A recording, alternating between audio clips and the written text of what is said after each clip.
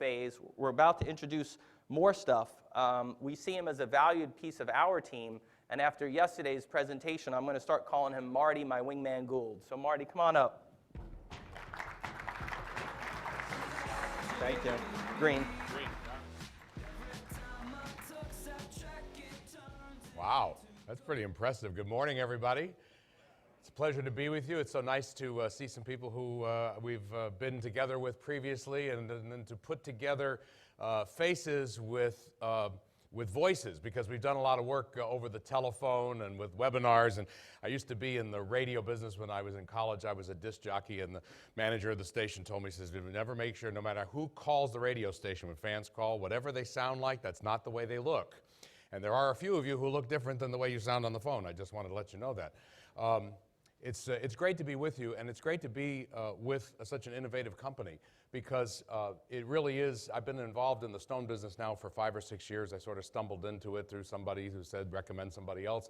And so I've been involved with stone fabricators all over the nation for the last 5 or 6 years, and with the Marble Institute and other things. And one of the things that's lacking in the stone industry is the fabrication business, run by a lot of small market people, small businesses. And so marketing just isn't part of their business plan. They're too afraid. They don't have the funds. They don't have the skills. They don't have the orientation.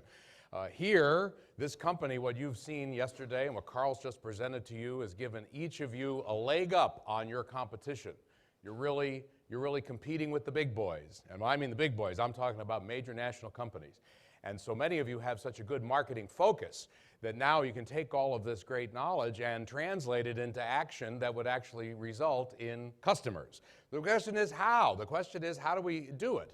And I've been dealing with local business owners for about 30 years now. I owned radio stations in a small town in Ohio, and I realized that, at the beginning I was selling ads, and a lot of people turned me down, a lot of people challenged us, a lot of things, and I wondered, all these business owners, they must really know what they're doing.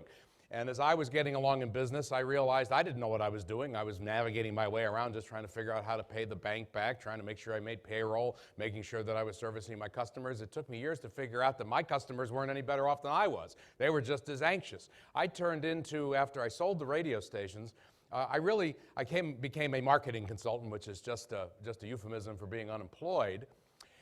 But really what I wound up turning into was kind of like an amateur psychologist, because I realized that all of the people that I was working with for all of these years, they had this high level of anxiety about what they were doing with their marketing. They really didn't know. And so I did some research and realized that the anxiety goes back a long, long, long time. This is John Wanamaker, who was the inventor of modern retailing as we know it. Anybody come from Philadelphia or New York, been to Wanamaker's department store? Well, John Wanamaker said classically, half the money I spend on advertising is a waste. The trouble is I don't know which half.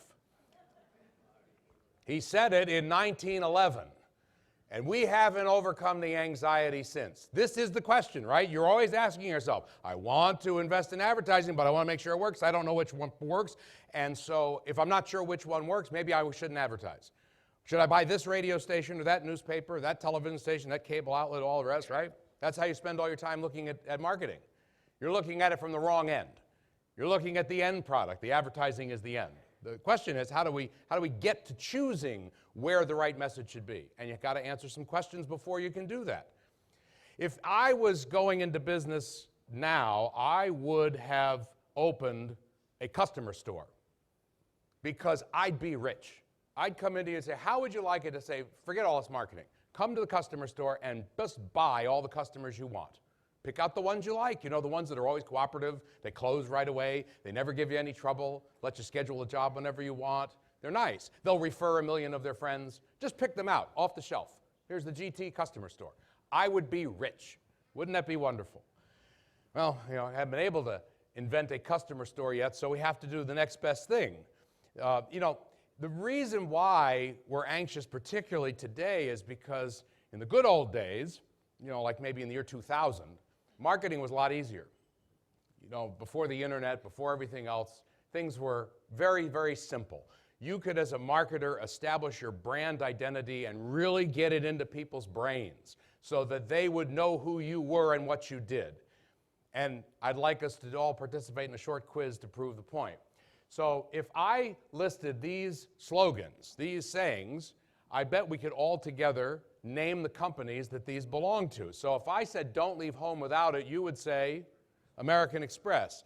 And if I said, we're number 2, we try harder, that would be, okay. And what's the ultimate driving machine?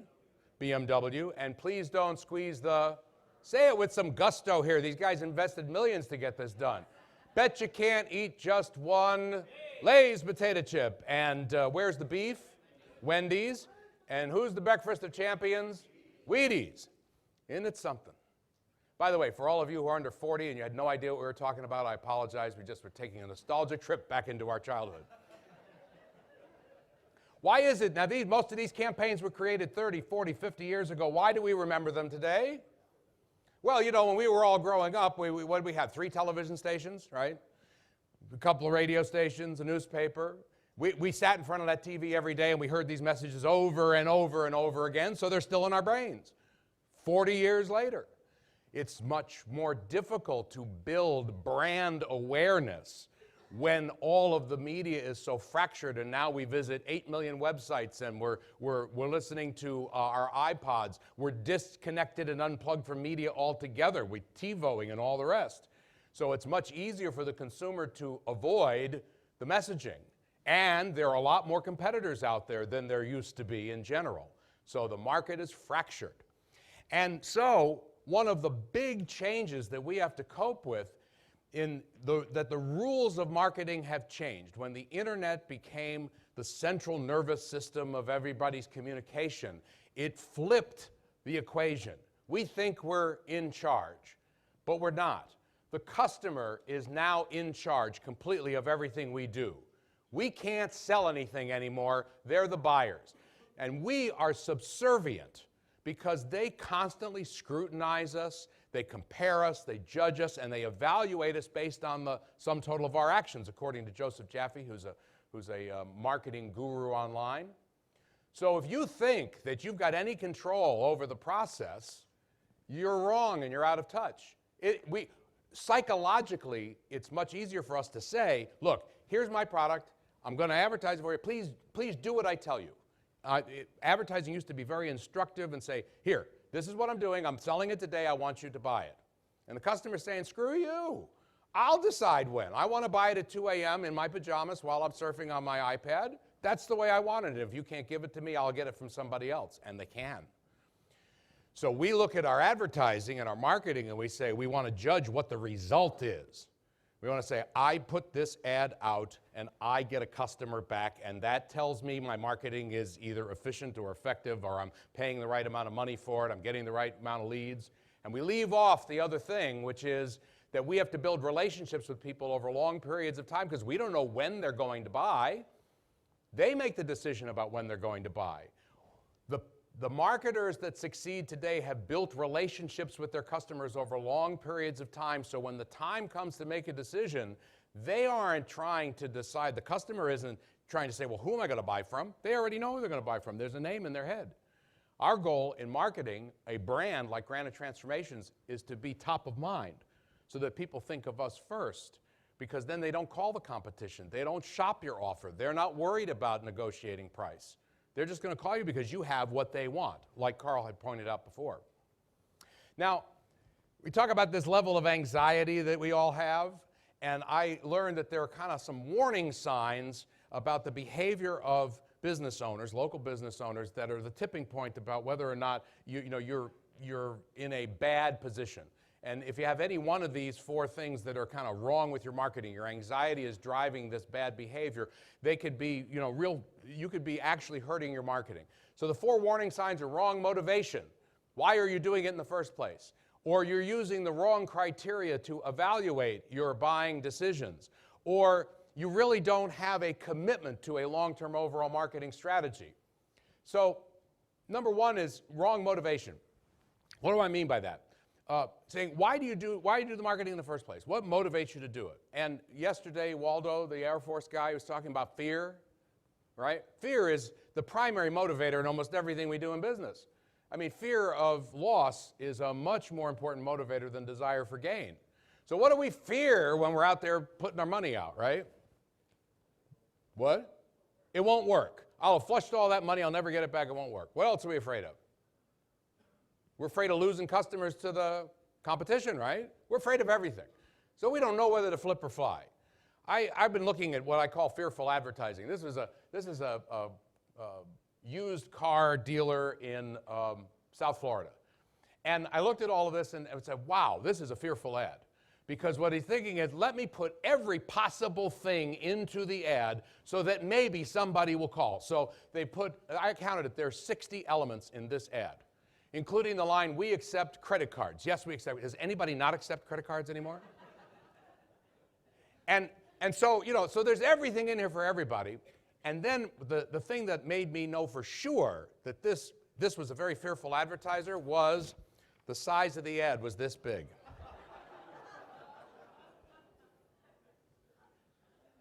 I'm just going to fill it with everything and hope and pray that somebody sees it. You know who sees this? Nobody. This is such a mess, nobody sees it. You know, being afraid of the competition is also a big problem. I saw this is another South Florida heating and air contractor, and I love this ad. It says, our prices are so low, we cannot disclose them in public due to complaints by other dealers. Okay? I have never seen anything like this before. I don't know what this means, but it says, don't be fooled by others. Nobody can touch our overall value. All this is oriented towards the competition. This isn't an ad for a consumer. This is an ad for a competitor. And does anybody believe this anymore? I mean, jammed full of stuff with no information. Now, of course, I know that no Granite transformation franchise ever put too much stuff in an ad. You guys never just shoved all the stuff in, right? I saw these were a few examples. Let me just put a little bit more in here and tell them about this, you know? One more picture, one more thing. You know, because we are fearful that we might lose a potential customer if we don't include everything instead of standing, like we said, what you saw in these videos. Stand for something. Say this is why we do what we do, and let the people who believe in that come to you. I call this the lobster mentality. You know, lobsters are not very intelligent creatures. You know, they kind of got some ganglia, a few nerves, endings, and all the rest. And so what happens is that lobsters really gauge their behavior by being with other lobsters. If you've ever thrown a bunch of lobsters into a pot of boiling water and one of them tries to climb out, you know what happens? The others grab them and pull them back in. If one goes, we all go. And so we come to lobster conventions. We all get together and we look at what each other does and say, well, if he's doing it, it must be pretty good, so I better do the same thing. So when I go to speak at Marble Institute events, I show them all their websites and their pages, and every one of them look exactly the same. They look exactly the same. You know what we're all fixated on? The kitchen, the countertop, the surface. We're so in love with the materials. I have not seen one picture ever in any marketing other than the cards that we just put up that Carl showed you before that showed a human being in a kitchen. Like nobody does anything but worship in the kitchen, like it was a church. Nobody cooks in a kitchen, nobody cleans the kitchen, nobody goes into the kitchen. We just admire the stone. And so we're lobsters. No, if anybody ever breaks out, the first thing that somebody's going to do when you put an ad out there that doesn't show the stone, you're going to get a call from somebody else and say, why didn't you call the stone? Oh my God, I must have made a mistake. They're pulling you back in the pot. So maybe all you got is ganglia and a few nerves that are in your subcortex as you're trying to do your marketing, but you're going to have to actively engage to break away from what everybody else is doing. But if you're paying attention to the competition, you get nervous that way. So this professor who said people do not need or buy a 1/4-inch drill. They need a 1/4-inch hole. So think about it. Think about your own business and think about all the needs that you could have for a hole. You drill the hole to do what? To run a wire through, put a doorknob in, all the rest. Nobody buys the drill because they, hey, look at my drill. They use the drill as a tool to solve a problem that they can't solve themselves. And it's the same thing when they're buying your product. And you don't know all the holes that they may need. You don't know all the motivating factors of why somebody decides to remodel their kitchen and remodel their kitchen in the way that Granite Transformations remodels a kitchen or a bathroom. And if you try to cover this for all your needs, didn't you know that, Joe? For all your Granite needs. How many Granite needs do I have? I was in a radio business, and one of my clients was a meat market in town, small meat market. And their slogan was, for all your meat needs. I didn't know I had so many meat needs. So that's what we do, is to cover all the cliche that we say, because we can't cover you all. But the truth is that we can't, so you've got to stand for something, which means you can't meet everybody's needs. You can only meet certain people's needs. Wrong criteria. How many of you, when you're thinking about marketing, use these terms or hear these: ratings, rates, circulation, average quarter-hour share, all of that, right? And your head spins. Yeah. WTF. What is that? I mean, what is all that? Those are measurement tools for media. They do not relate to your business at all.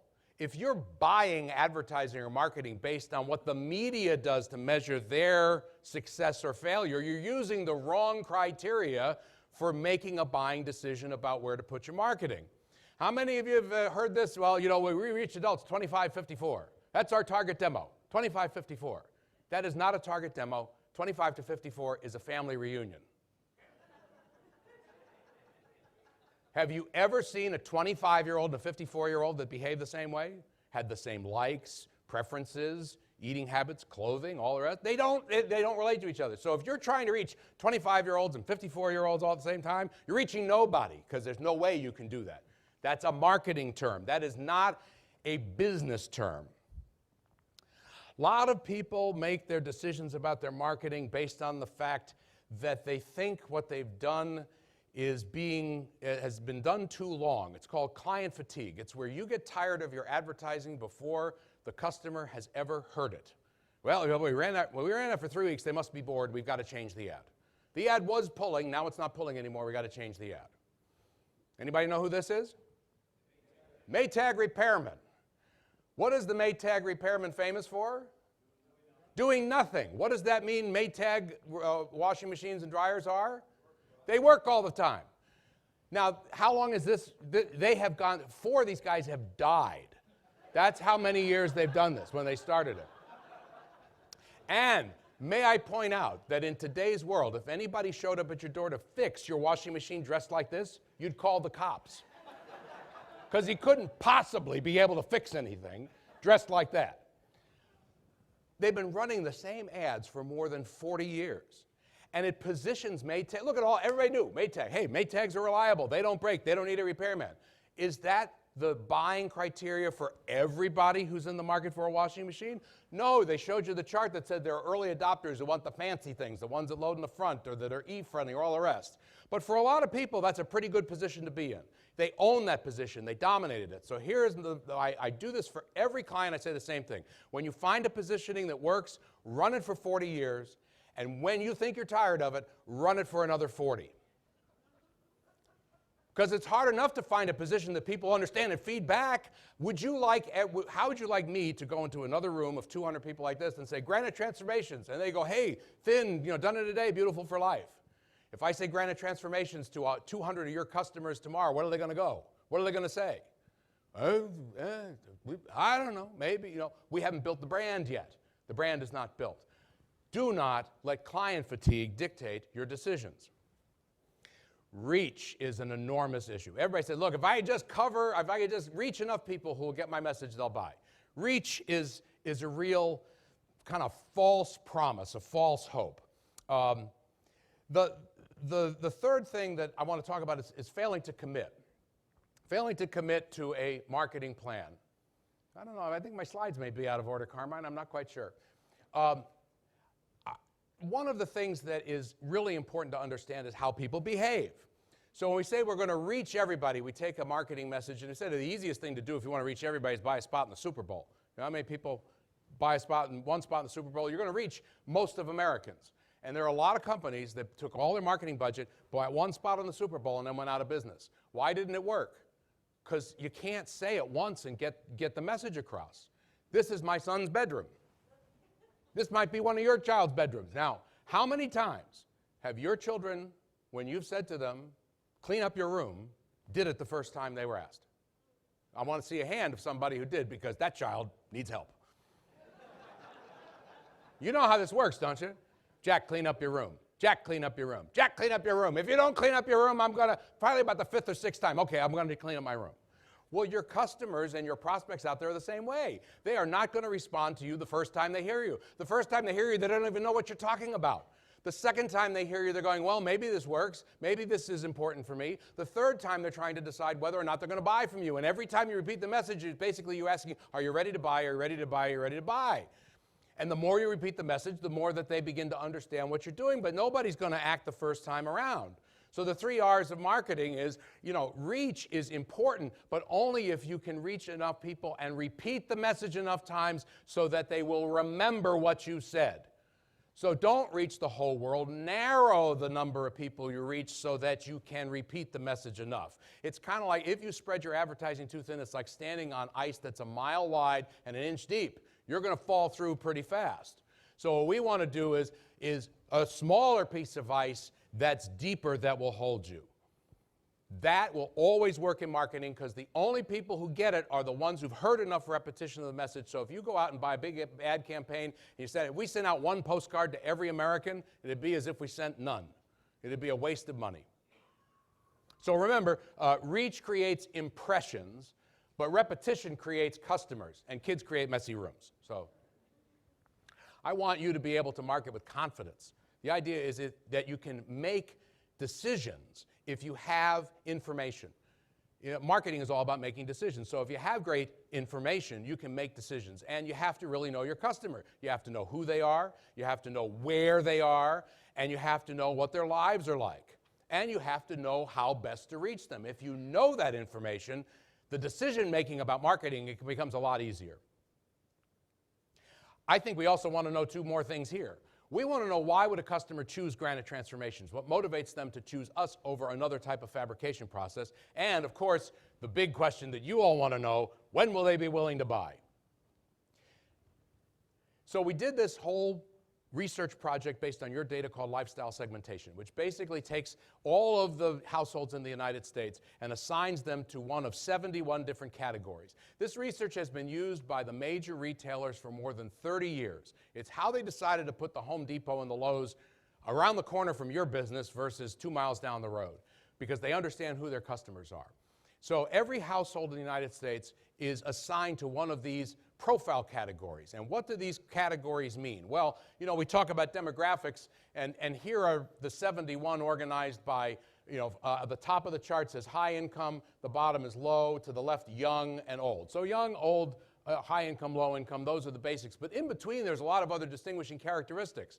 There are empty nest families. There are families with lots of children. There are retirees. There are professionals. There are blue-collar workers. They're college educated. They're high school educated. They live in a condominium. They live in a big home in the suburbs. They live in rural areas. There are lots of distinguishing characteristics on top of ethnicity and other factors. When we figured out all these different things, that's all these numbers are. Some make more money than others. Some are Hispanic. Some are white. Some are African American. Some are conservative by nature. Some are more liberal by nature. We have over 300 variables on each of these clusters to be able to study. And so what we did was we took your data, over 65,000 job records, and we sent the list to Experian, and we gave each one of those households, your customers, an assignment to one of those 71. And what we found was, rather startling and astonishing. We found just a few groups that make up the vast majority of what we would call Granite Transformation's best customers. This is how we present some of the data in the report. And so we were looking now, we could take the national data that we got from every franchise, and then we could take and look at each individual franchise to see how you do with those customers and what other groups you may have that you are good at reaching. And what we're looking for are people who are more likely to choose Granite Transformations than the average customer in the market.